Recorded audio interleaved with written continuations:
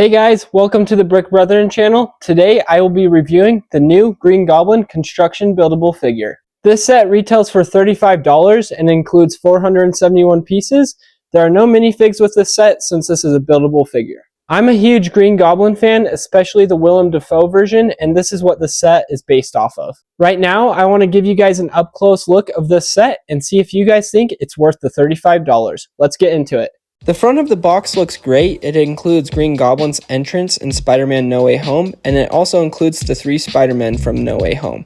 On the back side of the box, you'll see similar box art compared to the front, but you'll also see how to put Green Goblin on his glider and where his pumpkin bombs go.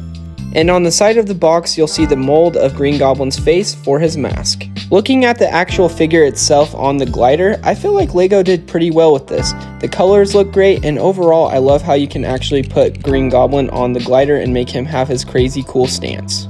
If you didn't notice when looking at the side view of Green Goblin, you'll actually see that Lego actually tried doing a detail of his muscles on that upper leg, and I feel like they did a pretty good job.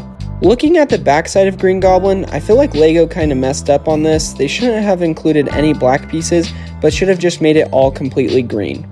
Here's a view of what it looks like taking Green Goblin off of his glider. Very simple process. Green Goblin's figure has a lot of cool functions. Each limb can move back, it can move sideways. Overall, this is pretty similar to an action figure. The wrists are probably my least favorite part of this set. I mean, this does not look good at all. It looks as if his wrist would break in half. They should have made his wrist look more human-like. Looking at Green Goblin's mask, I feel like Lego did pretty good with the facial expression mold, but I wish they would have done a mold where it included his pointed chin instead of an extra piece where you had to build it. I wish that extra piece for the chin was completely green instead of gray. It looks kind of weird. You can actually place the pumpkin bombs in his hand or even take them off. I do think Lego could have done better because when you take off the pumpkin bomb, some pieces break off, so they could have made this a little bit more smoother. Lego did great on the glider. I love that they used knives in order to make the blades for this glider. Overall, great parts usage. When you look at the backside of the glider, you'll see where you can place his pumpkin bombs, and you'll even see flames coming out of the end as if it was flying in the air. The pumpkin bombs on the glider are the only 2 that come in this set, so if you want to put one of them in Green Goblin's hand, you actually have to take it off. Here's an up-close look of what the pumpkin bombs look like in hand. Also, here's an up-close look of me placing Green Goblin on his glider. Pretty simple. I feel like it's easier taking it off than putting it on. After putting Green Goblin on his glider, I couldn't help myself but take him on a flight around my house. Now I want to talk about the pros of this set. The first pro I want to talk about is the price. Now, this is $35, and for 471 pieces, that's a steal in my opinion. I'm not a huge fan of buildable figures, and some of them have been kind of overpriced in the past. But I mean, this comes with a cool accessory, which is his glider and the cool buildable figure, and you even get other accessories like his pumpkin bomb. So for $35, I think this is a steal of a deal. The second pro I want to talk about is the glider itself. I feel like they did really well with this glider. I mean, honestly, for it being a kind of a weird shaped just thing, I think the glider looks great. I mean, it has its great curves on it. It has its blades, and you even have some of the flames coming out of the back. I mean, overall, I just feel like they did really well with the glider. And I know there's not as much buildable pieces. I mean, this is somewhat technic, but I mean, I still feel like it was a really good try by Lego to try to perfect this and make it look as well as it does on the big screen. And the final pro I want to talk about is Green Goblin himself in this. I'm happy that Lego stuck to doing this version of Willem Dafoe's Green Goblin.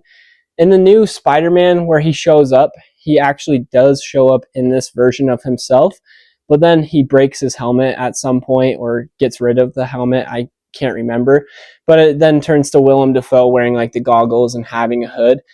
I prefer this version of him more so than the goggles and hooded version of him.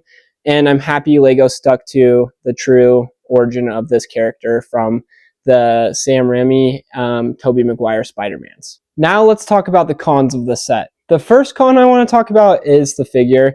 I really loved everything Lego did with this figure, but there are things I don't love about it. After building it, I was like, what the heck's wrong with his wrists? I just feel like they could have done something to kind of hide this joint right here, and because it looks so thin. And that's not what a real human wrist looks like.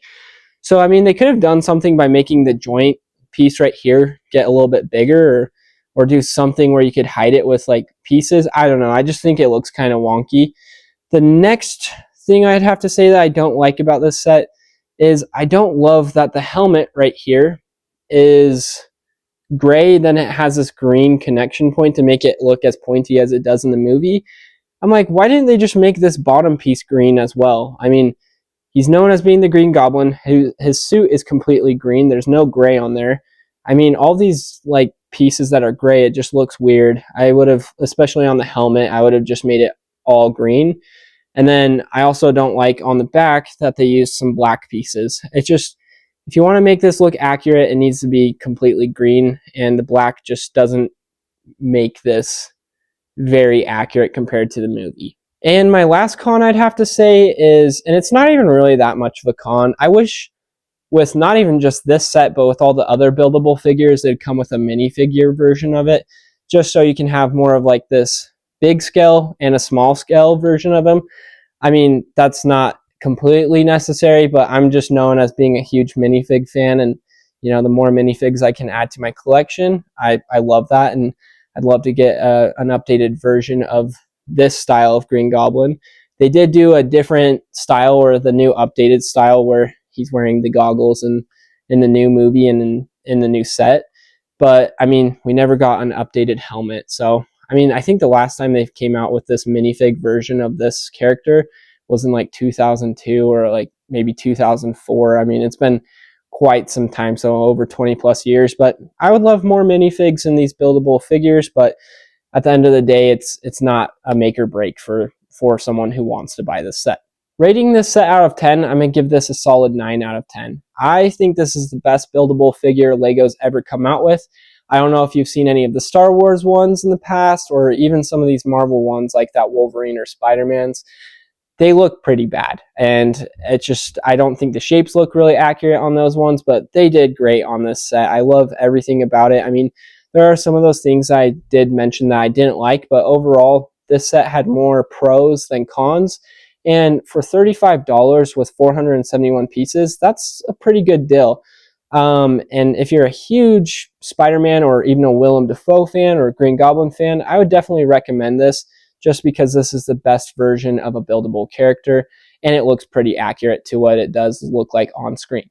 I also love hearing what you guys think about this set, so feel free to comment down below, and don't forget to hit that like and subscribe button. Thanks, guys.